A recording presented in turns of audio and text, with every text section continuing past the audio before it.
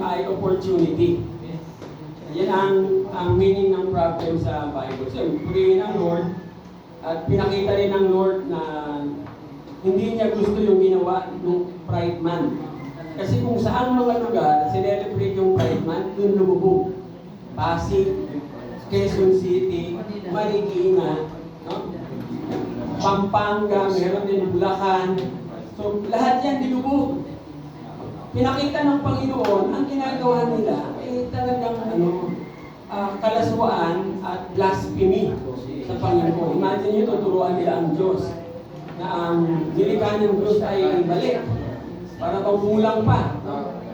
Sabi nga kahit anong gawin nila, pag tinignan yung DNA, lalaki pa rin. Kahit magpa-sex change pa, hindi kayang palitan yung DNA. Kasi Diyos lang ang gumawa niya. Ito ng Panginoon. Tumataas ngayon yung awareness sa mga Pilipino sa sobrang treatment na ginagawa sa LGBTQ. Lalo na si Sir Jude. Si Sir, ayaw magpatawag ng Sir. Gusto, ma'am. Akala pa nga nung isang vlogger, si Alan Kay yun. Kasi kamukha pala ni Alan Kay. Kamukha nga ni Alan Kay. Ang binibira niya si Alan. May nagsabi, hindi si Alan Kay yan. Hindi ba? Kasi kamukha eh. Oo nga naman. So ngayon ang Pilipino ay mataas ang awareness ngayon. Ang sinasabi ng mga vlogger, parang abuso na kayo. Na kayo lang ba ang tao dito sa Pilipinas? Para lahat ng gusto yung maibibigay. Purihin ang mundo. Ayan, pakilakasan. Pakilakasan. Marites Support Group. Tingnan po natin.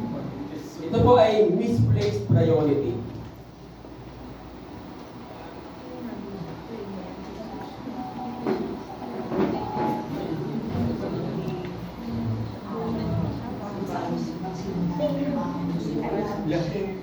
Mga prayer requests ng ating mga kapatid.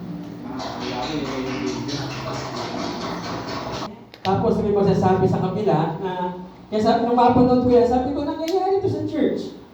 Ibig sabihin, si Bitoy, mukhang naka-attend din siya ng ganyang church. Kasi yung mga ginagawa niya sa Babulgan, all gospel, pero totoo yun nangyayari sa reality. Siguro naka-attend siya, ganun yung takbo ng prayer meeting, although exaggerated, pero yun nga, misplaced priority. Kasi ang priority nila ay, what? Chismis. Manalangin. Ano nangyari? Through prayer request, pinag-usapan yung buhay ng may buhay. Nag-amen pa. Panay pang amen. No? Doon pa lang, mali ka agad yun. Saan pa ginagamit ang word na amen?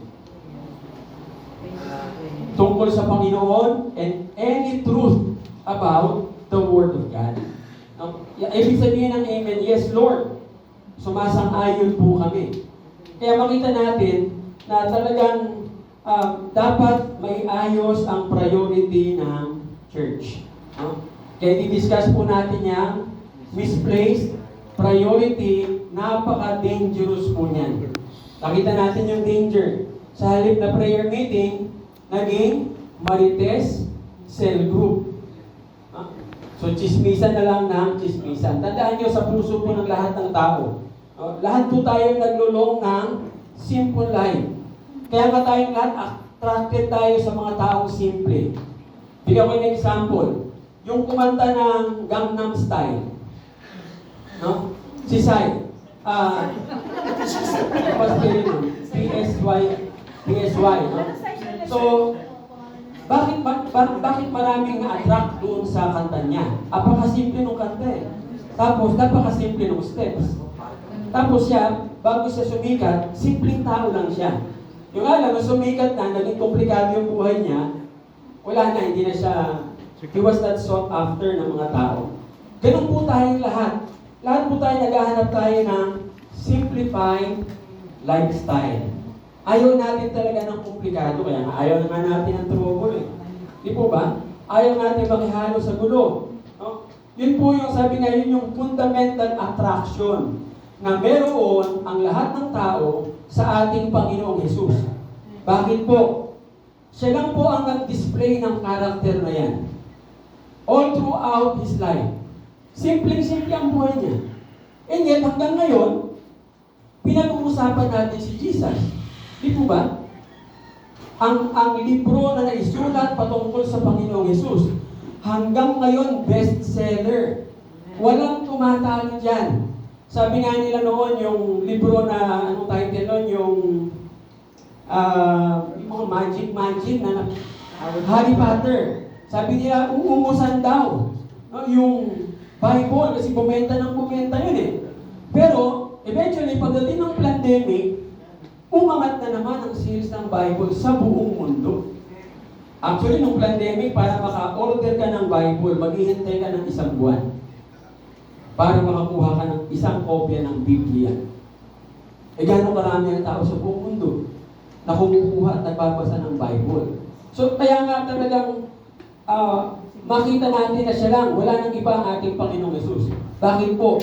Focus ang buhay ng ating Panginoon. Single-minded person siya. No? Iisa lang ang focus niya. Iisa lang ang team niya. Ano yun? Kingdom of Heaven. Yung nga lang, maraming mga preachers kung ano-ano ang pinipreach na hindi preach ng Panginoon. Bigyan ko ng example, yung pre-trip. Alam niyo ba ang pre-trip? Hindi. Oh. Pre-tribulation, anong ibig sabihin? Tatlo yan, pre-trip, mid-trip, post-trip.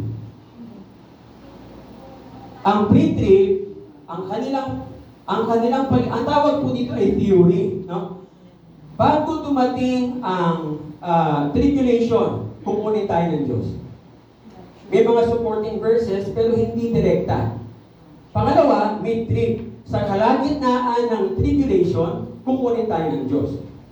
Yung pangatlo, post-trip. Pagkatapos ng 7 years na tribulation, tsaka tayo kukunin ng Panginoon. Ang tanong, alin doon ang tama? Sa palagay nyo, alin doon ang tama? Post-trip, mid-trip, pre-trip. Another question, tinuro ba yan ni Jesus? Hindi. Pag binasa nyo ang Bible, Matthew, Mark, Luke, John, iisa lang ang mensahe ng Panginoon. The kingdom of God is light. The kingdom of God is light. The kingdom of God is light. Di ba ang dami halos lahat ginamit na niya? The kingdom of God is like a mustard seed. The kingdom of God is like a fish. The kingdom of God is like a yeast. The kingdom of God is like the 10 virgins. Wala tayong narinig o nabasa sa Bible na nagturo ang Panginoon ng pre-trip, mid-trip, post-trip. Sino nagturo nun? Tao. Tayo lang. No? Kagaya kung paanong itinuro na yung pagkakalikha ay kulang. Parang nagkamali pa ang Diyos. Dahil sila daw ay mga lalaki na nakakulong sa katawan ng babae. E di, buksan natin yung katawan para lumaya. Ganun lang pala, nakakulong lang pala. Huh? So, biyakin yung katawan, nalaya na sila, okay na. O di, wala nang problema. Kasi 6 feet under the ground na. Tapos na yung problema. So makita po natin ang ating Panginoon. Single-minded siya. In fact, at age 12, tingnan po ninyo 12 anyos. Siguro sabihin niyo sa akin, Pastor, kasi Diyos siya at the same time. Pwede, ang Lord ba nung nasa lupa siya, pwede pa siyang mag-operate as God? Pwede ba?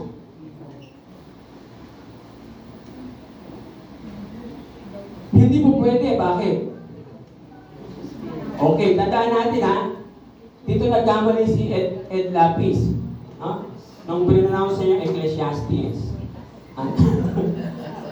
Anong pagkakamali niya? Yung dualism of God. Na si Jesus ay Diyos, tapos tao, pagkahiwalay. Ang sinasabi sa Bible, siya ay Diyos na totoo, taong totoo. Ngayon, nung nandito siya sa lupa, sabi sa Philippians chapter 2, hinubad niya ang kanyang pagka-Diyos. Hindi ibig sabihin wala na yung pagka-Diyos niya. Nandun pa. Ano ang inalis niya? Yung authority to exercise yung power niya as God. Bakit? Kasi pag ginawa niya yon, walang salvation. Kuhanin niyo? Kasi alam na niya lahat. Di ba? Pag in-exercise na yon, pati yung pagkamatay niya sa krus, kung pwedeng sabihin na dinaya lang. Hindi siya talaga namatay. Kasi kailangan mamatay yung i-offer sa cross of Calvary. Kailangan bumuhos yung dugo para magkaroon ng salvation. No? So, nung ang Panginoon ay nasa lupa at 12 years old, He is man and God at the same time, but He does not operate on the power of being God. Pinakita niya sa atin papaano ang isang tao kahit sa murang edad, malalaman niya kung focus ka talaga. No? Itong mga kabataan na nandito, kung focus talaga sila sa kingdom of God, malaki ang magagawa nila para sa bayan. Eh, hindi, nakakalungkot din, nabibisi ang kabataan, kaka-TikTok. No? Ano tawag ito, yung mga games na kakalaro. Kaya sabi niya, wala, sila yung isip. Yung mga utak nila, sabi nga, bakit ang kabataan ngayon, mahihina ang memory, kakalaro na sa cellphone. Yung tinatawag na e-cocaine, no? Electronic cocaine. Nagpapalit po yan ng utak natin. Kaya nga damage. Karamihan ng kabataan ngayon, damage ang brain. Hindi na nila alam yung mga sino-sino yung mga bayani, no? Ang dami na nilang hindi alam. Magaling sila sa mga ganitong teki sila. Pero tanongin niyo sila about history. Wala. Wala na rin yung naalala ko nung bata ako. Ang unang-unang subject nung bata ako, gardening. Tama ba? Oh. Di ba? Pagkatapos ng flag ceremony, pupunta kami lahat sa likod. At magtatanim kami ng kamatis, bechay, kung ano-ano pa.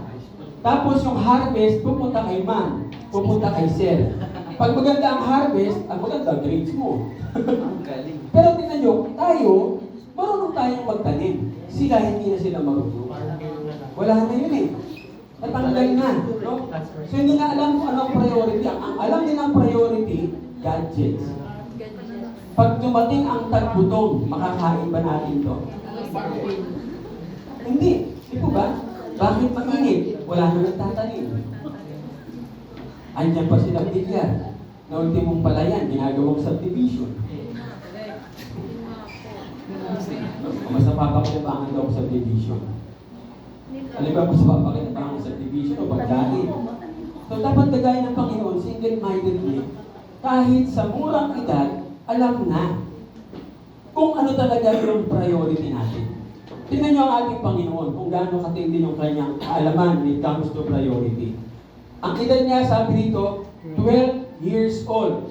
Nagpunta sila sa Jerusalem para para sumamba, maging bahagi ng tinatawag na Feast of the Unleavened Bread.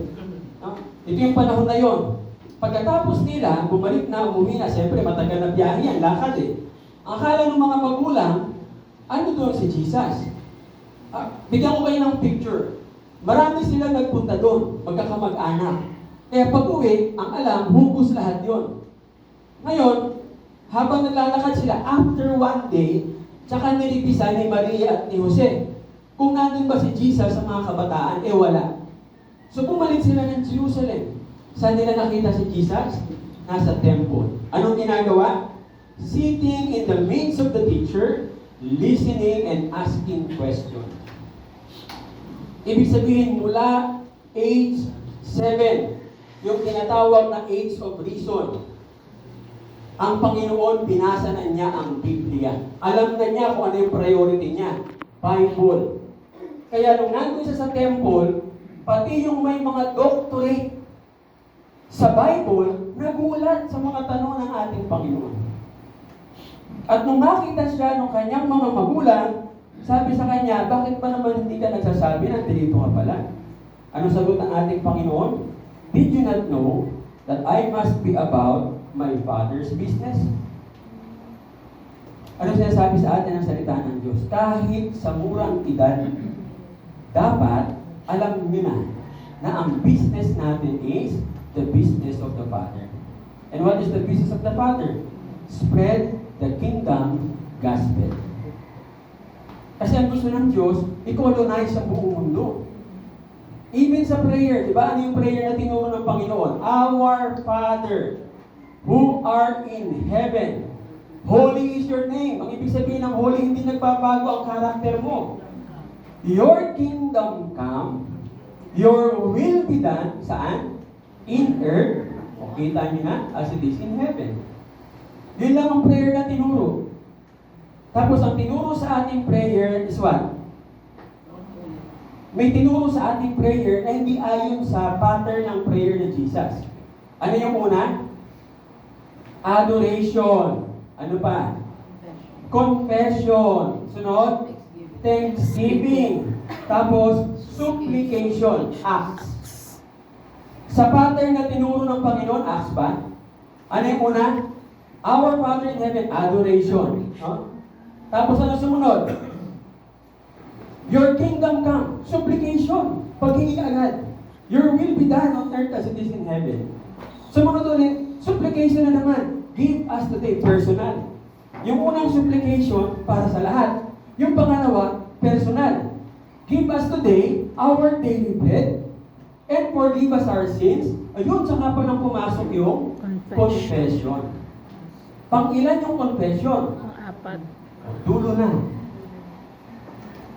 Eh bakit ang tinuturo sa atin, pag magdadasal ka, unahin mo agad, Panginoon, patawad po, patawad. Sino nagturo niyan?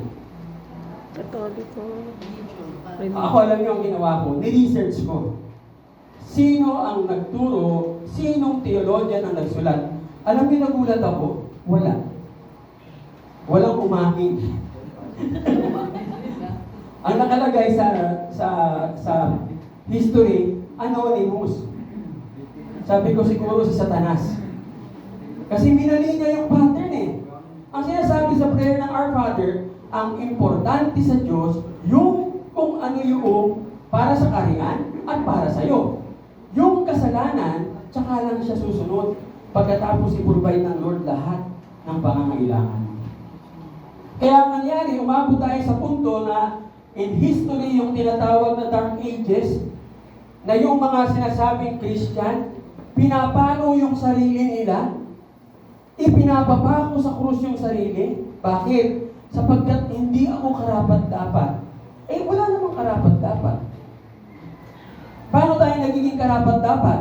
Sa pamamagitan ng Panginoong Jesus. Kahit anong pagtitika, sabi nga sa Tagalog, di po ba? Kahit anong pagtitika ang ating gawin, we will never be worthy before God. Amen?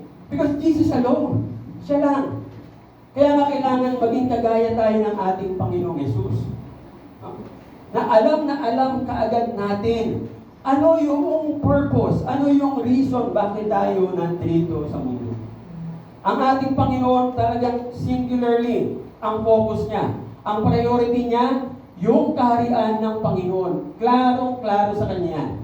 Kaya yung mga tao nung panahon niya, alam na alam kung ano yung pinapagawa ng ating Panginoon. Unlike Jesus, tayo in general ng mga tao, nagkakaroon tayo ng problema. To put things first. Di po ba? Pagising sa umaga, anong priority natin? Prayer muna. Akala ko kape ka agad. Prayer mo sa atin. Di ba? Pero sa mga non-believers, pagising sa umaga, kape. So, dapat put things first. No? Kasi tandaan nyo, nung mawala yung ating dominion in the Garden of Eden, nawalan tayo ng sense of proper priority. Ano naging priority natin? Yung prayer na sinabi ng Panginoon, na prayer ng pagano. Ano ang prayer ng pagan? Ano yun? Eat what you drink, what you wear. Sabi ng Panginoon, yung ganyang prayer ay prayer ng pagan.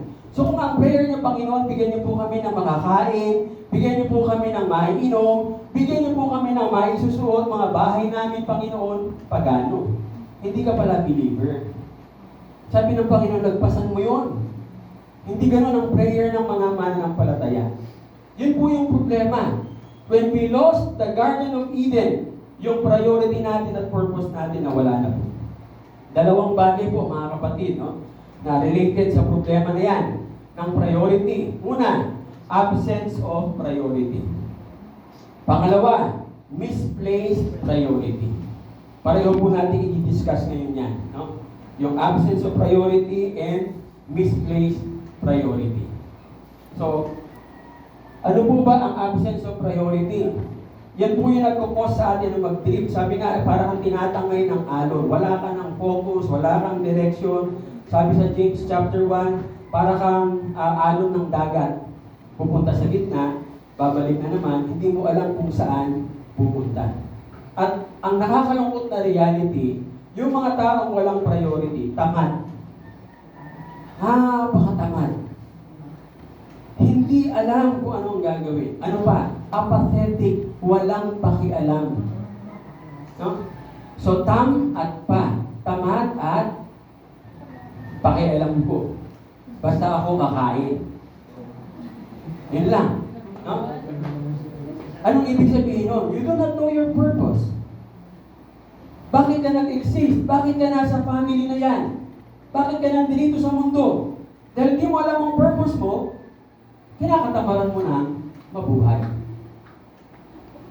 Misplaced priority results in wasting one's life. Pinupurso mo yung bagay na hindi tama. Pinupurso mo yung wrong assignment. Hindi mo napupursukan yung tamang assignment mo. Yung mga tao na mayroong misplaced priority, ang focus nila ay wrong thing. Maling bagay, no? Kahit sabihin yung good, pagka hindi yan yung priority ng Panginoon sa'yo, still it is a wrong thing. A life absent of priority, wala kang ma-accomplish in the end of your life. Mahirap po yun, yung malapit ka ng mamatay, kagaya na sinasabi sa Ecclesiastes, di ba?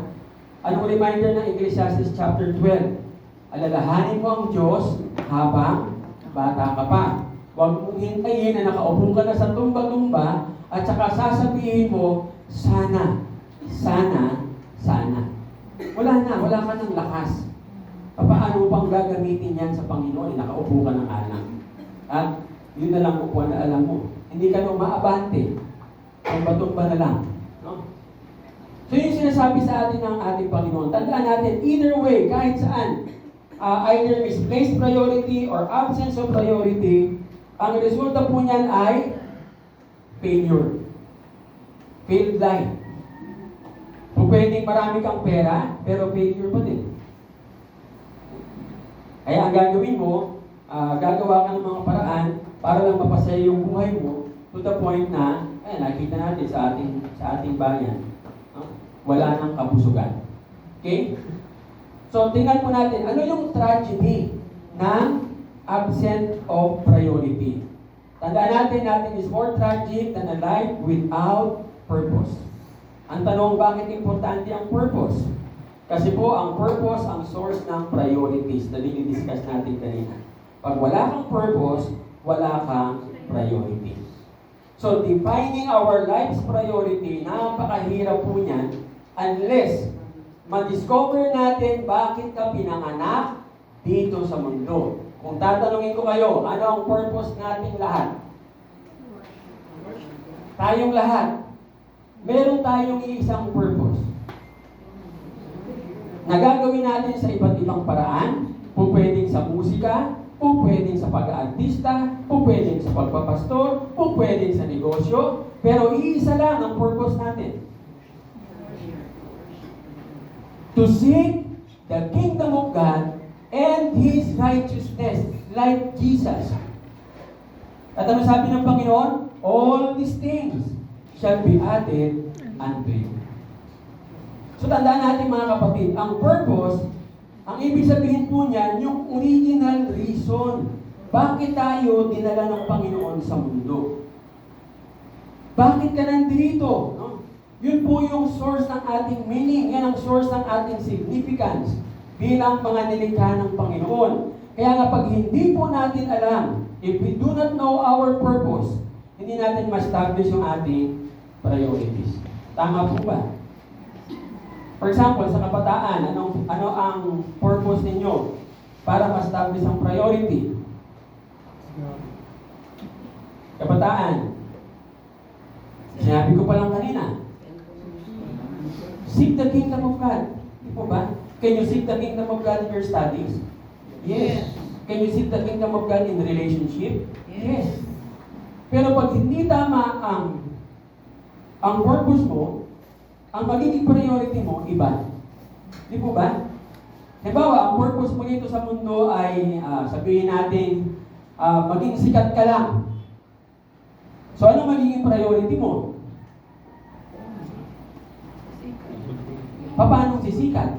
Tapos, tingnan nyo lahat ng artista, pagdating nila sa tuktok ng tinatawag na tagumpay, ano lagi nilang sinasabi? Bigyan ko ng example, Jim Carrey. Kailan lang, nagbitaw siya ng statement. Sabi niya, hindi pala sa pera at sa katanyagan nakukuha yung success. Sabi niya, may pera ako, no? Kilala ako, pero alam niyo, sabi niya, malungkot ang buhay ko.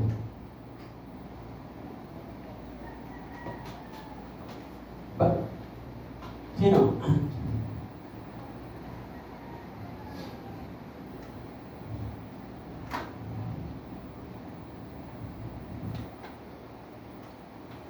So, kasikatan lang din, di ba? O, yun. Nakita nyo, no? Tandaan nyo, pag yun lang ang dahilan bakit ka nandito sa mundo. Dapat alamin natin, ano yung purpose? Bakit na nilagay ng Lord sa industriya ng mga pag-aartista? Para ikaw yung magdadala ng kaharian ng Diyos. If you will not know that, tandaan nyo, ang buhay nyo, walang meaning. No? So, in essence, mga kapatid, ang sinasabi po sa atin ng salita ng Diyos, pag hindi mo alam ba't nandito ka sa planet Earth, ano po mangyayari? Wala kang purpose, wala kang destiny, at sabi nga, yung demand sa priority sa buhay, napakababa. O minsan wala pa. Kaya nga, tamad. Kasi walang demand ng priority. At isa pang nangyari po sa atin ng mga magulang, hindi rin natin alam yung purpose. Bakit tayo naging mga magulang? Tingnan nyo ang mga kabataan ngayon, bakit ang hirap utusan? Bakit tayo ng mga kabataan noon, madali tayong utusan?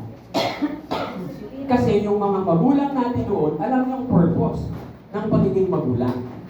Ngayon, ang mga magulang, yung tinatawag na helicopter parenting.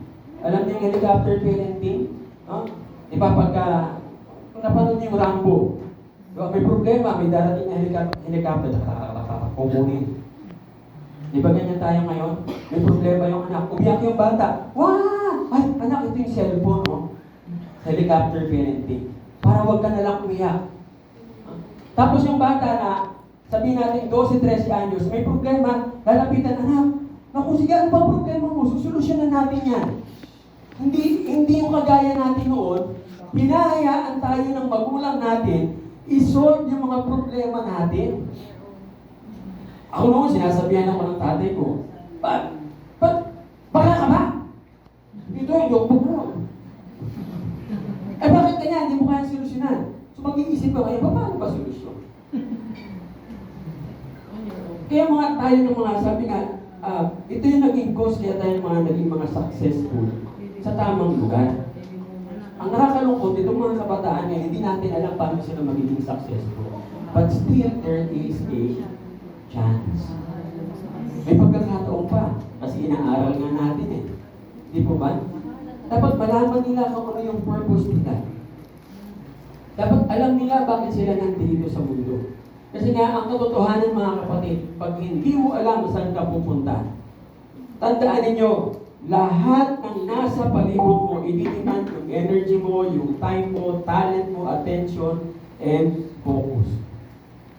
So, to effectively manage yung ating demand, anong kinakailangan? Know your priorities. Kagaya na sinasabi nyo, anong priority natin pag-isip sa umaga? Prayer. And Prayer. as we pray, ano po mangyayari pag nag-pray tayo sa umaga? Light yung Isiset ng Lord yung direction ng buhay mo sa paghahapon. Di po ba?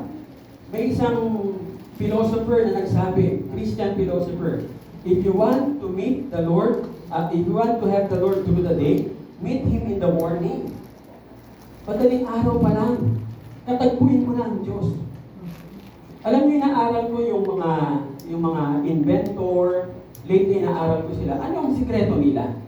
Bakit itong mga taong ito, nagkakaroon sila ng ganung mga kaisipan? No? Tinignan ko yung buhay ni Tesla. Sabi ko, siguro si Tesla ay atheist. Kasi scientist siya. And only to find out, si Tesla pala mga Diyos. Alam niyo ang sinasabi ni Tesla? Sabi niya, sa maghapon, meron akong time to speak to my Creator. Kaya pala siya pinatay ng mga Illuminatis. Alam niyo, sabi niya, tinanong siya, paano ka nakaka-invento ng mga bagay na yan? Simple lang ang sagot niya, I spend time with my Creator. And my Creator will tell me what to do. Which is true. Kasi siya yung source eh.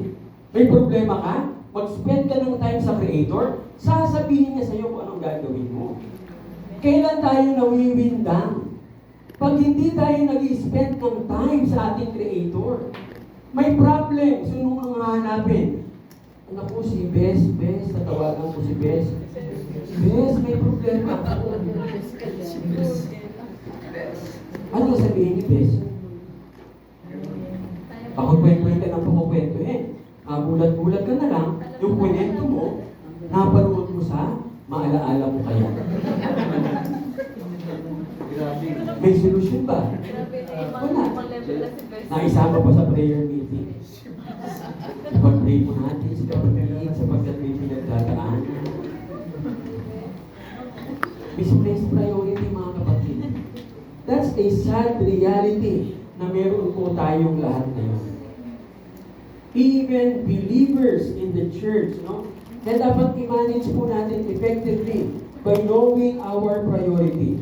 Kasi sabi nga, no matter what we think about life, kailangan po mabuhay tayo everyday at magbibigay po tayo ng account sa ating Diyos kung paano natin minanage ang ating buhay. Kasi pag hindi po natin alam, tandaan po natin, hindi natin alam kung ano yung tamang priority sa buhay natin, hindi rin natin malalaman yung ating gagawin, na buhay kang walang kwenta. Sayang. Diba? Namatay ka at nabuhay, nasayang lang. Tama po ba? No? So, tragedy. Nawawag natin abutin. Salamat sa Lord at tinuturuan po tayo ng mga bagay na ito. Para nang sa ganoon, tayo rin ang magtuturo sa iba. Kaya na po ninyo yung ating topic is, ang title ay Leadership Series. Ibig sabihin yung mga natututunan po ninyo rito, huwag niyo pong sarilinin. Share niyo po sa iba. Pwede niyo rin hiramin yan, yung slides na yan. Pwede niyo sabihin na pwede pang makahiram ng PowerPoint. Pwede niyo magamit yan. You can copy it as long as you copy it right. Walang copyright ha, wala yung copyright, but copy it right. Okay? Kasi may ibang nga, kinopya na nga, mali pa. Totoo po yan, no? Nung nag-aaral ako sa Bible School, may mga kaklase ako kumukopya. Bumabagsak pa din. Sabi ko, ba't ka bumagsak? Ikinopya mo na nga. Sinubukan daw niyang sagutan ng kanya. Sabi. Okay? So, tingnan po natin yung gaano ka danger, no? Yung and detrimental, yung absence of priority. Number 1, absence of priority result, first of all, wasting your time and energy. Totoo po ba? Yes, no? Pag hindi mo alam ang ginagawa mo, lahat ng gagawin mo mali, in a wrong thing, in a wrong time. So, ano mangyayari? Wasted. No? Nag-spend ka ng time and energy. Tandaan niyo mga kapatid, any energy, any time na gone forever, na hindi nagamit ng tama, hindi na yung mababalik. Sabi nga, once binitawan mo yung energy na yan, binitawan mo yung time na yan, hindi mo na pwede ibalik pa. Kaya dapat alam natin kung ano yung ating priority. Pangalawa, when priority is absent, nagiging busy ka saan? Sa wrong things. Sabi nga, hindi mo alam ano yung right things, therefore, anong dulo mo? Wrong things. Yung wrong things, minsan hindi siya bad, minsan hindi siya evil. Yun nga lang, hindi siya yung tama. Hindi naayon sa priority. So, ang nag-i-end up ka, yung ginagawa mo, nagsasayang ka lang ng oras, pinupurso mo yung maling bagay, and therefore, distracted ka. Ang tanong, nagamit mo yung potential mo for the Lord? No. Okay? Pangatlo, tayong mga taong walang priority, ang ginagawa nila ay unnecessary. Tandaan ninyo, pag hindi mo alam, no? Hindi mo alam kung ano ginagawa mo on a daily basis, sabi nga, yung mga bagay na yan, walang kwenta lahat. Kung pwedeng nagpapawis ka, no? Spend time sweating, nagmamadali ka, trabaho dito, takbo doon, kung saan. At the end of the day, di ba si Marites, laging busy sa community. Pati sa prayer meeting. Yung ginawa ba niya ay tama? Hindi. Wrong thing. Okay? Pang-apat, absence of priority causes people to major with unimportant. Sabi nga, majoring on minors. Minor thing, no? Nag-i-end up ka na nag-major ka sa mga minor thing. Ikaw yung tao na napakadaling ma-distract. Para kang si Martha. Distracted. Tandaan niyo si Martha, hindi ang problema niya, hindi pagluluto at pagsasain yung paghuhuga sa kusina, hindi yun. Ang problema ni Martha, sabi sa Matthew, is distracted si Martha. Tapos, kinumpare siya kay Mary. Mary was focused. Kung pwede bang focused si Martha habang nasa kusina siya? Yes. Hindi ba po pwede? Pwede. Pwede. Pwede po. Pwede. Kayo ng mga nanay, kung makakabili kayo ng libro na ang title ay Alice in the Kitchen, no? Yun po ay nanay. Si Alice ay isang nanay. Wala siyang trabaho. But he was so focused with the Lord kahit nagluluto siya. Apakasimple lang po ng ginagawa niya. Lahat ng anak niya nakatapos ng maayos. Lahat ng anak niya may mabubuting ugali. Hindi po siya yung nanay na pinapagalitan, sinisigawan yung mga anak. Hindi ganun. Pag nagluto na siya, bago niya ibigay yung final na luto, iaangat niya yung sandok at sasabihin niya sa Panginoon, Panginoon, lagyan mo po ng pag-ibig. Ihahalo niya. Iaangat niya ulit, Panginoon, lagyan mo po ng disiplina. Alam niyo nangyari? Kung ano yung sinasabi niya, na hinihingi niya sa Lord, na inihalo niya, yun yung nagkakaroon yung mga anak niya. Why? Because prayer is so powerful. And our God is a good God. And He is a true God. Eh hindi eh. Magluluto. Tapos habang kumakain, ayan, kumain kayo! Habang kumakain ng mga bata, galit na galit. Pag nawala ka na sa bahay, celebrate. Yay! Wala na. Di ba? Ay, kailangan magtrabaho nito. Ay, kailangan yung sinugin nyo, no? Ayan ay, carb yan eh. No? So, kailangan sinusunog. Okay? So, klaro po ba yun sa atin? Para hindi po tayo distracted. Dapat we major on the important things. Ano pong sabi sa Proverbs 29:18? Let's read all together. 1, 2, 3, go. Where there is no revelation, Vision, the the people cast off restraint. Kasi pag walang vision galing sa Lord, walang direksyon ang buhay. Paano natin nakukuha ang vision? Prayer. Spend more time with your Creator. Spend more time with your source.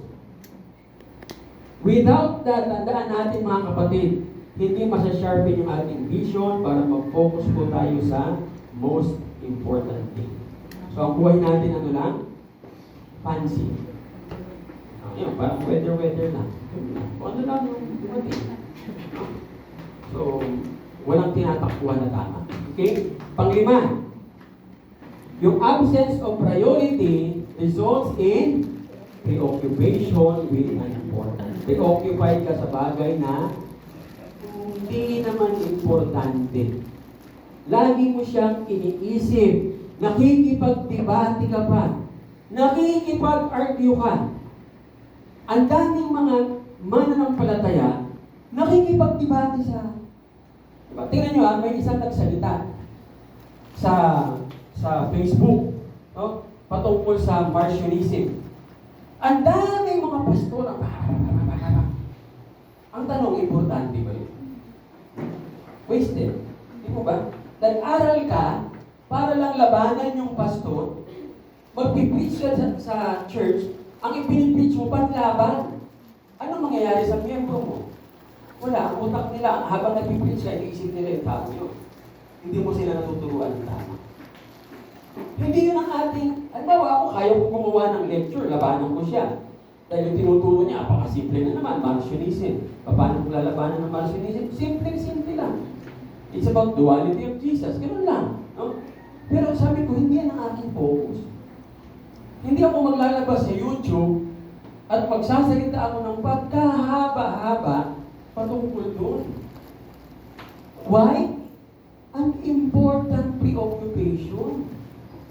Yung iba, preoccupy sila sa Arminianism, Calvinism, Docetism, lahat ng isip. Importante ba yun? Anong importante sa Panginoon? Kingdom of God and Kingdom of Heaven. Dapat hindi yan maging de facto na priority. Anong ibig sabihin ng de facto? Yung actual mo ng buhay, yun na lang, doon na lang naubos. Pag may nagsalita, didibatiin mo agad. Para bang ganun ba ang pagiging Kristiyano? Kaya tuloy, ayaw sa atin ng mga ibang hindi mananampalataya. Kasi pag nagsasalita sila, eto ka na, aayon sa Biblia. Verse ganito. Pag paparating ka pa lang, ano sabihin nila? Yan na si verse ko. Ayaw ka nilang kapag-usap.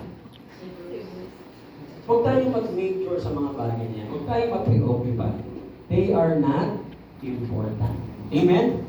Pang-anim, absence of priority causes us to invest in the less valuable. Papayag ba kayo na yung inyong ininvest, ang kikitain lang ay 10 sa halip na 100? Payag ba kayo? O, tinan nyo na. Pero ginagawa natin. Nag-i-invest tayo sa mga bagay na walang kakwenta-kwenta. Sabi nga, energy and money sa mga bagay na yan na hindi importante. Sabi nga, paano ko yung in-invest mong time at energy ay mali pala? Mababalik ko pa. Hindi na, di po ba? Naalala ko sa Bible School, may nagtanong sa professor namin. Sabi niya, Sir, may impyerno ba? May langit ba? Ikaw, sir, nakarating ka na ba sa impyerno? Nakarating ka na ba sa langit? Bakit mo tinuturo? Alam niyo, sagot ng professor, apakasimple. Sabi niya, ganito lang yan eh. Hindi natin alam kung may langit o may impyerno. Wala pa talaga ang taong magsasabing galing nun bumalik. Yung iba puro lang kwento-kwento. Sabi niya, given, no, na hindi natin alam na may impyerno o may langit at inaral natin. Kami inaral namin, ikaw hindi mo inaral. Doon sa nagtanong. Tapos nung mamatay tayong lahat, may impyerno pala. Paano yun? Babalik pa ba natin? Pwede ba natin sabihin, Sir, balik tayo sa classroom? Di ba na itatanong ko? Sayang, no? Yung tatawag ng mga unimportant things, less valuable, doon tayo nag-i-invest. Unless alam natin kung ano yung pinaka-importante, napaka-impossible for us to invest wisely. Is something important? Yes. Pero may mga tao, mas importante ang trabaho. Pag Sunday. Ano sasabihin? Kailangan namin pera, kailangan namin kumain. Anong sabi ng Panginoon? Seek first the kingdom of God and His righteousness. And all these things. Alam niyo, may isang na-amaze na ako kay Tesla. May isa siyang testimony. Tinanong siya, sabi sa kanya, paano mo na-invento yung free electricity? Kasi kay Tesla, ang electricity libre. Ayaw nila Rockefeller, ayaw nitong nila Rothschild, sa kanila negosyo. So sabi ni Tesla, simple lang ang ginawa ko. I prayed, tapos nag-iwan siya bago siya matulog, nagbukas siya ng notebook, naglagay siya ng ballpen. Yan yung kanyang faith, ha? Sabi niya, kung ano man yung gusto mong ipagawa sa akin bukas, pakisulat na lang po. Meron pa ganun tayong faith? Minsan nagpipray tayo hindi ko nga naniniwala, no? Alam niyo, kinabukasan, sabi niya, lo and behold, kinaumagahan, punong-puno ng writings yung notebook. And it's about free electricity. Ang ginawa mo lang, kasi sa dulo, sabi niya, nung basahin niya sa dulo, ang nakalagay lang, do likewise. So sinunod lang niya. Punta siya ng laboratorio, kung ano yung nakasulat, tapos sabi niya, tapos na-amaze kayo. Ganito mo lang yung ginagawa. Ibig sabihin si Tesla, maraming time with his Creator. Alam mo, habang ginagawa ko ito, na-share ko nga kay Nani yung, sabi ko para tayong computer. Yung computer ito, meron na siyang program. Pero limited lang siya doon sa program niya. Diba? Kung ano lang naman yan, napagagamit natin. Pero once yung computer, kinonect mo sa Wi-Fi, boom! Pag-connect sa Wi-Fi, ano mangyari? Isang katerbang information ang darating sa'yo. Sabi ko, yung Wi-Fi parang sigat. Kailangan lang connected ka sa kanya. Pag hindi ka connected, wala ka rin matatanggap. Ang mangyayari, mag-ooperate ka lang doon sa program na nandiyan dyan sa'yo. Remember this, tandaan nyo, kahit aralin nyo lahat ng mga sumulat ng kanta, ng mga magagandang kanta, sasabihin nila sa inyo, hindi sa amin galing ang kanta. There was an inspiration. Alam niyo ba ang ibig sabihin ng inspiration? Aspire means from the outside. No? From the outside, going to the inside. So even the songs, yung mga kanta na nakocompose, hindi yan sa atin.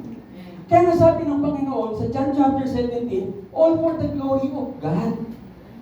Kahit sumikat ka, nakakompose ka ng magandang kanta, huwag mong sasabihin magaling ka, kasi hindi galing sa'yo.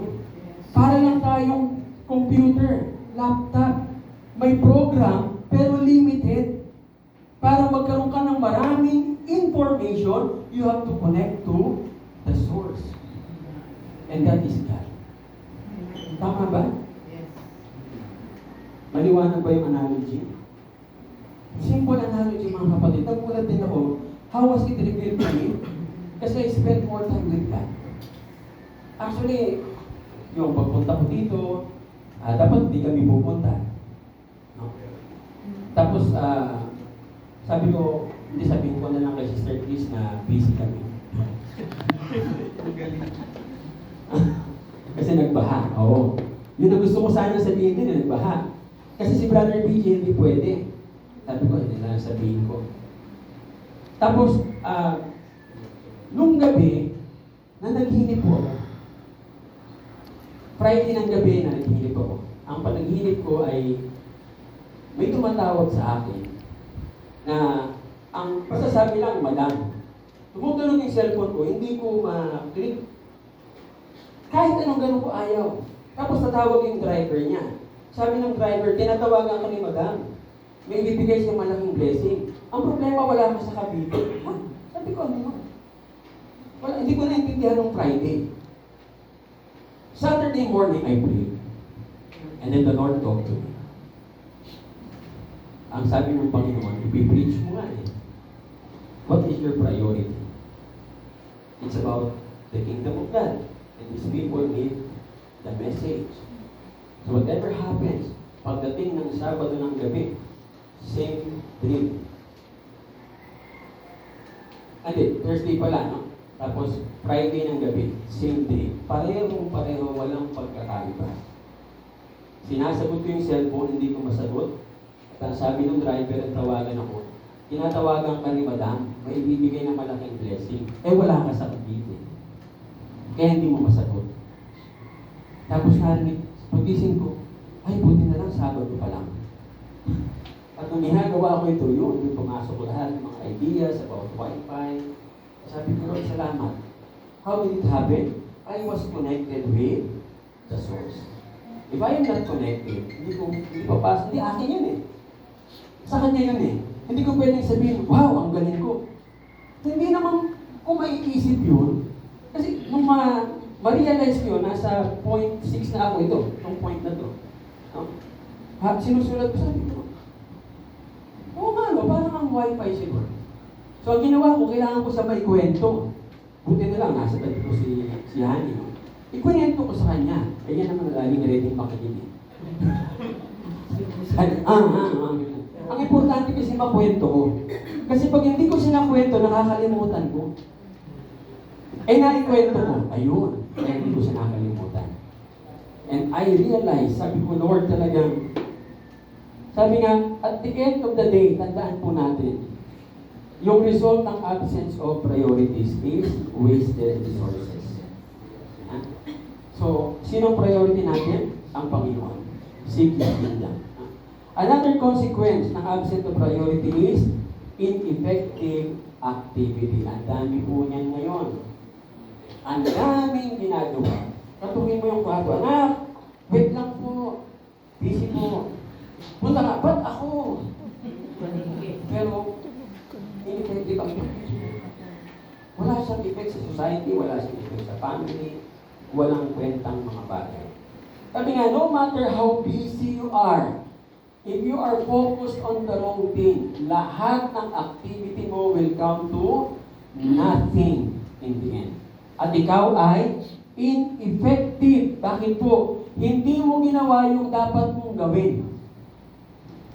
Sa isang anak, ano ang dapat niyang gawin? Pag may utos ang nanay, ang tatay, sumunod. Pag hindi ka sumunod, ineffective ka. Yun, klarong-klaro. No? Wala kang silbi. That's the right word. Dahil hindi mo sinunod, wala kang silbi. Saan? Doon sa dinisign ng Panginoon na batas. Na ang mga magulang dapat sinusunod. Ang mga anak na hindi sumusunod, tingnan yung mga nagiging buhay. Napapaliwala. No? Tandaan nyo, ano ang first key sa effectiveness? Be sure kung ano yung tama. At gawin mo yung tama na yon. I-invest mo yung time mo, yung attention mo, yung energy mo, resources mo lahat doon sa tamang bagay na yan. Otherwise, kahit ano po ang gawin ninyo, walang kwenta. Ano sabi sa Ecclesiastes? Vanity of vanities, all are vanities, chasing after the wind. Anong hinabol mo? Hangin. Habulin yung hangin? Anong nahuli ko? Wala. Kaya nga, pinakita ko sa inyo, wala. Wala naman. No? Chasing after the wind. Amen? Pangwalo, most serious consequences ng absence of priority na abuse yung inyong gifts and talent. Totoo po ba? Opo. Sayang. No?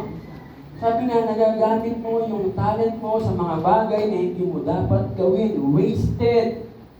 No? Yung nga lang, nagamit mo nga, pero it's a wrong thing. Hindi yun yung purpose sa'yo ng Lord.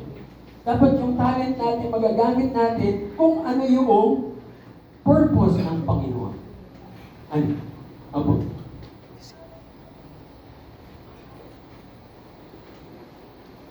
Ay, okay po yun. Walang problema. Ang sinasabi ko po, kung mali ang priority natin, sayang yung talent. na-abuse lang siya ng, bigyan ko yung example, sabi niya singing, no? Yung mga gifted, no? May mga talent sila, God-given talent, no? Na nagagamit ng mali, saan nila nadadala? Sa mundo. Tapos yung mga kanta nila, ano yung mga kanta? Selfish desires.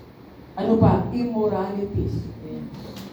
Ang mga kanta na ang message about immoral sex. Pero kung ikaw nagagamit mo ng tama, yung kanta mo will uplift. Una ang Panginoon, tapos ang buhay ng tao. Amen? Tandaan nyo, yung pagkakaroon ng talent is one thing. Pero to know how to make and sure how to use them, at ano yung priority mo, magkaibang bagay yan. Amen? Imagine po ninyo ang isang gifted speaker na nagpo-proclaim ng maling mensahe. Ang dami niyan. Ang dami niyan, di po ba? Maraming gifted speaker, ang mensahe ay mali. At nangyayari po yan araw-araw. Mapapanood nyo sa YouTube. Mga speakers na mga mensahe mali-mali. Sayang yung talent. Nag-ubos kasi para po gumawa ng isang mensahe, Lunes hanggang Sabado po yan ginagawa. Hindi po yan pwedeng gawin nyo ng Sabado lang. May mga gumagawa noon, pero sabi ko nga, mananagot ka sa Diyos. Kasi sasabihin mo yung mensahe, sisirain mo yung kaisipan ng mga tao. Paghanap mo sa Panginoon, tatanungin ka niya, ginamit mo ba yung talent mo ng tama? Marami pong ganyan, no? Ang tawag po sa mga pastor na yan ay Sabadista. Bakit po Sabadista? Sabado gumagawa ng message. Tapos pagka hindi pa talagang wala, Sabado eh. So wala na, di ba? Pag tayo sa pulpito, ganito ang simple gagawin. Kinausap po ako ng Diyos kagabi. Anong tawag po doon? Laziness. Katamaran. Kasi mag-struggle ka sa text eh. Aaralin mo yan, iisip ka ng mga points, sasabihin mo, para maging maliwanag, hindi yung bira ka lang ng bira. Tandaan nyo, ang preaching hindi yung palakasan ng boses. Hindi rin yan tungkol sa joke. Pwede kang maglagay ng humor, pakunti-kunti, pero puro joke na lang. Kasi pagkatapos, at the end of the day, ang maaalala nila yung joke ni Pastor, hindi yung salita ng Diyos. Mali na yun. Wrong focus. Amen? Pangsyam. Okay. 10 lang po ito. Sanda lang mamaya, no? People with no priority in life na po-forfeit ng kanilang purpose. Lahat po tayo, meron tayong purpose in life. Yung nga lang, maraming tao hindi na-discover.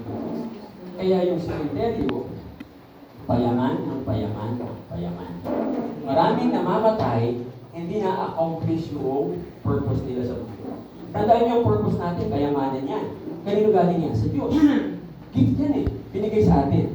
Pag hindi natin siya na-accomplish for the greater glory of God, ililibing tayo, so yung sementeryo, yayaman. Try to imagine, meron kang talent, may gift ka to compose songs, tapos hindi mo nagawa. Bakit? Kasi busy ka sa ibang bagay. Kasi hindi ka connected sa Wi-Fi ng Panginoon. So hindi mo alam yung nangyayari. Eventually, mamamatay ka, sayang lang. Tandaan natin, without priority in your life, hindi mo maiintindihan yung purpose ng buhay mo. At hindi mo ipupursue ang iyong purpose. At pag hindi mo pinupursue yung purpose mo, kung ang bakit ka pinanganak sa mundong ito, lahat ng pinupursue mo ay maling bagay. Wrong thing. So kung maling bagay yan, ano ang buhay mo? Mali na lahat. Kahit mag-succeed ka pa, no? Kahit maraming pera ang nakuha mo. Sabi nga, at the end of the day, ang meron ka lang, kalungkutan. Amen? So, absence of priority will forfeit your purpose for living. Okay? Lastly, finally, absence of priority results in failure. Tama po ba? Yes. No matter how successful you are in what you do, pag hindi mo ginagawa yung most important thing at kung ano dapat mong gawin, you are just failing. Pwedeng busy ka, papawis ka, hard work, and so on and so forth. Yun nga lang, wrong assignment, failure pa din. Di ba sa mga exam?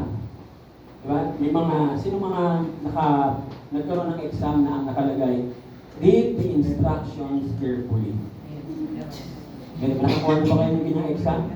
Alam niyo po, nagulat yung mga kaklase ko. Ang bilis mo nagpasa ng papel. Lahat sila nagsasagot. Ay, ang nakalagay, read the instructions carefully. Binasa ko. No? Ang exam is 1 to 100. Ang tanong. Nung tinignan ko, 1 to 100, tapos essay. Kasi sa Bible School, essay yan eh. Paano kung sasagutin to 1 to 100? Tingnan ako, read the instructions carefully. Nakalagay, answer only which one you like. At inanap ko yung madali. Sinagutan ko. Pinasa ko. Sabi ng mga klase ko, grabe naman si Ed. Kami nagpapakahirap dito eh. Kaya sabi ko sa kanila, sabi na ako sa labas. Nung may kakapi-kapi na ako sa kantin, saka sila nagdatingan. Saan bang ginawa mo? Ba't ang dali essay yun? Kanina naka-4 lang eh. Ako nga, isa lang eh. Ba't lang yan? Binasa niyo ba ang instruction? Hindi. Yun naman pala. So, ilan sinagutan nila? 4. Sa tingin nyo kaya, papasa sila? Hindi. Kasi sabi ng instruction, pilihin mo lang yung gusto mo isa na sasagutan. Eh, lumagpas ka, failure. Sayang yung energy. Wasted. Imagine nyo, inabot sila ng gel. Hindi natapos yung third question. Yung iba nangangalahati sa fourth question. Tapos nagagalit sila sa professor. Bakit ganun? Ba't 1 to 100? Oo nga naman. Hindi pala. Pili ka lang ng isa. Nakuha ko rin yung point na gusto ko sabihin. Na nag-ubus ka, nagsayang ka ng energy, tapos wrong yung nasagutan mo, lahat mo yun, sayang. Tandaan ninyo ang priority para siyang liver box. Tanggalin niyo yung liver box, ano nangyari sa iyo? Kung saan siya pumunta. Yun ang priority. Hindi po ba? So pag meron kang priority, like the liver box, alam mo kung saan ka. Yun, alam mo yung path mo, di ba? Di ba nakita niyo yung ilog? Pakurba-kurba? Pag nawala yung river banks, babahayan. But as long as may river banks, may direction siya. Ganun yung dapat tayo. Amen? Klaro po ba sa atin yung ating priority? No? So from now on, think and search what is your priority. It is the Bible, Matthew 6:33. Seek first the kingdom of God and His righteousness. And all these things can be added. Ganito po siya sinamarize last Sunday. Take, yung Matthew 6:33. Take care of the kingdom of God, and God's kingdom will take care of you. Amen? Let's bow our heads and come to the Lord in prayer. Father in heaven, we thank you. We glorify your name, Lord. Salamat po, Ama, sa kabutihan na inyo po pinagkaloob po sa amin. Tunay po ba yung matapatan? Wala po kayong katulad, Panginoon. Thank you, Lord, for the revelation coming from your word. That as your creation, kailangan po lagi kami connected sa iyo. Kasi Lord, pag hindi kami connected, hindi rin namin malalaman ano yung aming priorities, hindi namin malalaman ano yung purpose namin sa buhay.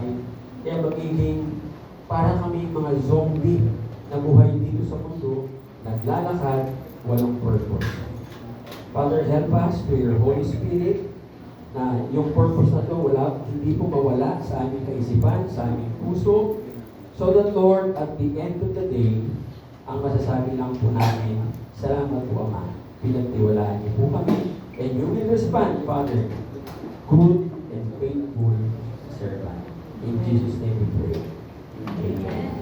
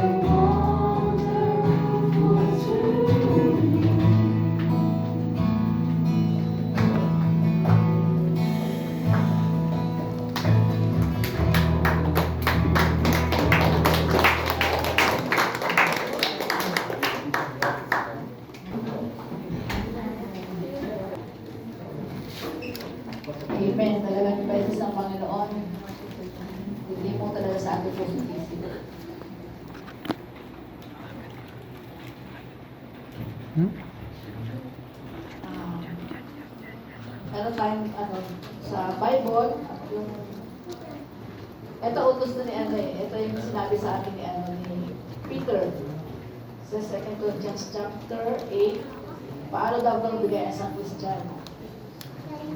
Mga kapatid, dahil sa aming malaman ninyo ang ipinakit ng kagandang loob ng Diyos sa mga iglesia sa amin sa Donya. Yung Macedonia kasi sila naghihirap sila pero hindi talaga nila nakakalimutan na magbigay ng pagbalik ng kaloob sa Diyos ay bigay sa kanilang blessings. Tapos dumaranas sila matinding kahirapan na dito isang paghihigit na pagsubok sa kanila. Ngunit sa kabila ng kanilang paghihikahos, masayang-masaya pa rin sila at bukas ang puwalan sa pagbibigay. Sila ay kusang loob na nagbibigay, hindi lamang sa abot ng kanilang kaya, kundi higit pa. Okay, sabi ni Pablo, at higit sa naasahan namin, nilalaan nila ang kanilang sarili una sa Panginoon at pagkatapos sa amin at sa kalooban ng Diyos.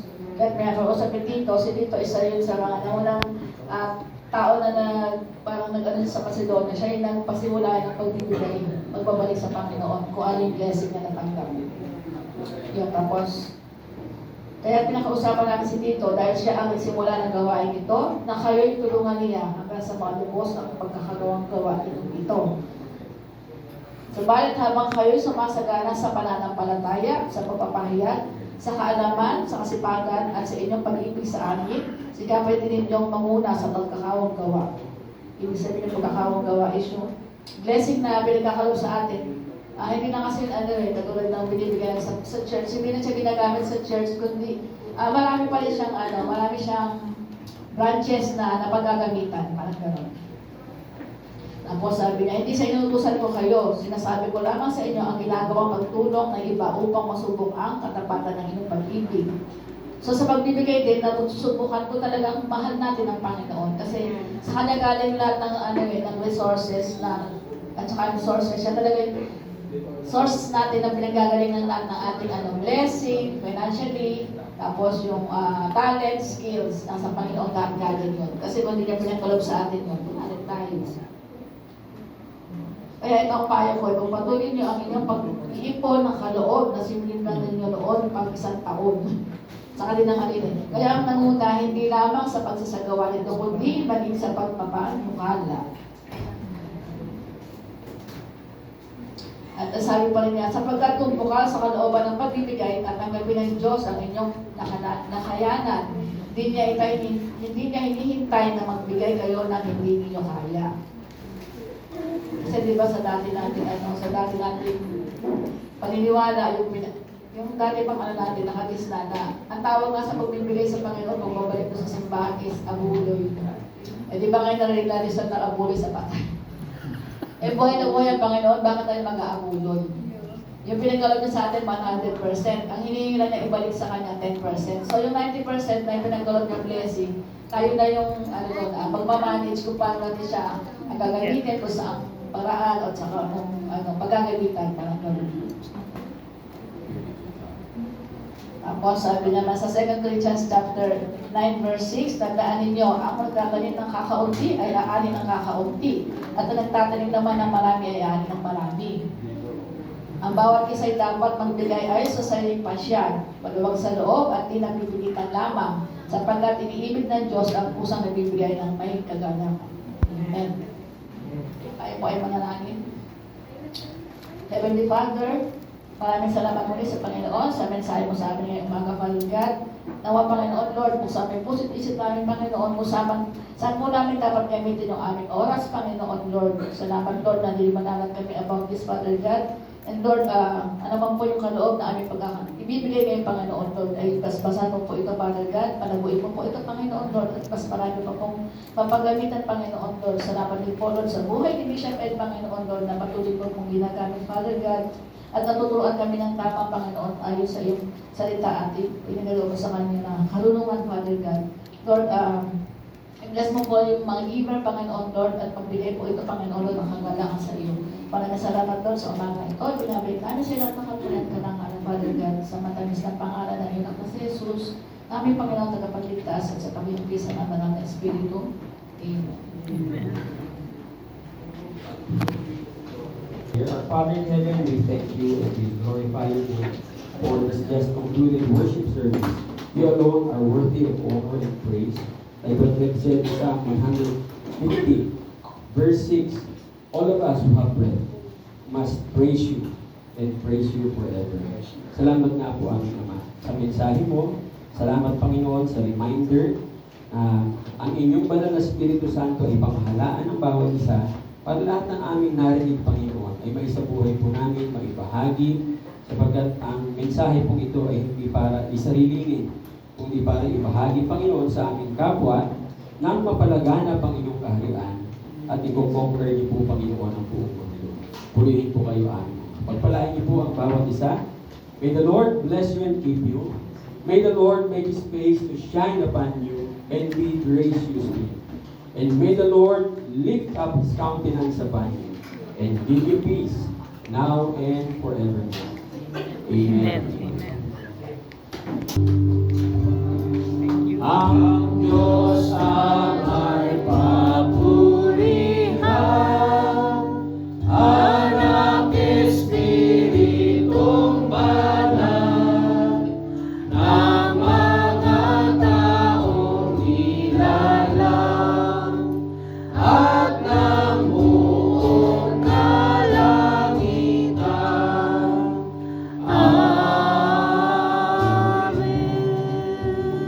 Bago po yung last song, basahin po natin yung Deuteronomy 28. Wala niyan? Tagalog.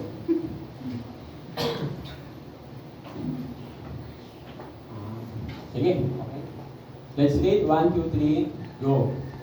Now it shall come to pass, if you diligently obey the voice of the Lord, mapapasa akin na lahat ng pagpapala ito, susundin ko si Yahweh. Pagpapalain niya ako sa aking mga bayan at sa aking mga bukid. Pagpapalain niya ako ng maraming anak, masaganang ani sa aking lupain at maraming alagang hayop. Pagpapalain niya ang imbaka ng aking aning butil at ang mga pagkain ay nagmula roon. Pagpapalain niya ako sa lahat ng aking gagawin. Ang mga kaaway na magtatangkal lumaban sa akin ay matatalo ko sa tulong ni Yahweh. Sasalakayin nila ako, ngunit magkakanya-kanya sila sa pagtakas. Pagpapalain niya ang aking mga kamalig lahat ng aking gawain. Pagpapalain niya ako sa lupang ibibigay nila sa akin.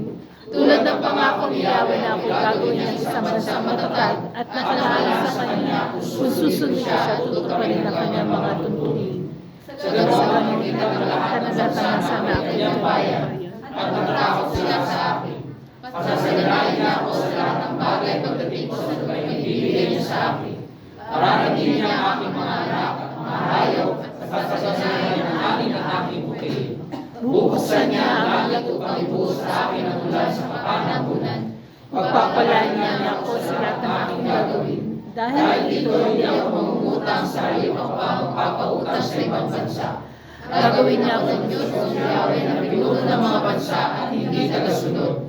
Uunlad ako at hindi mabibigo kung susundin ko mabuti ang kanyang mga utos na ibinibigay sa akin.